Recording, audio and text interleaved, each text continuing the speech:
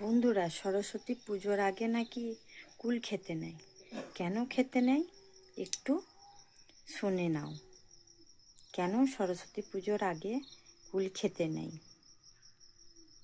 সরস্বতী পুজোর আগে নাকি কুল খেতে নেই। আপনারাও কি আমার মতন ছোটবেলা থেকে কুল খেতেন না সরস্বতী পুজোর আগে? এটার পিছনে কিন্তু রয়েছে একটি মজাদার কাহিনী পুরাণ থেকে।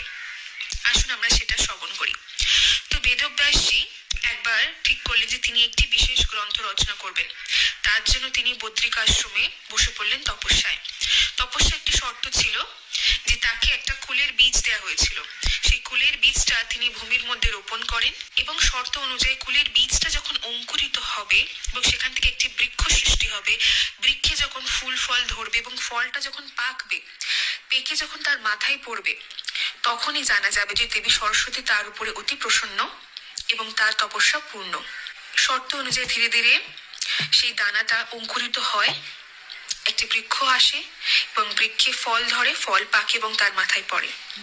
আর সেই দিনটা ছিল হচ্ছে বসন্ত পঞ্চমী, যে দিনে আমরা সরস্বতী পুজো পালন করে থাকি।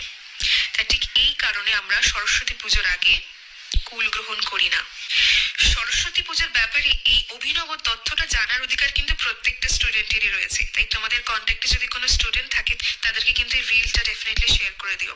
আর ভিডিও ভালো লাগলে যার আগে একবার হরে কৃষ্ণ বলা কিন্তু একদমই ভুলো না।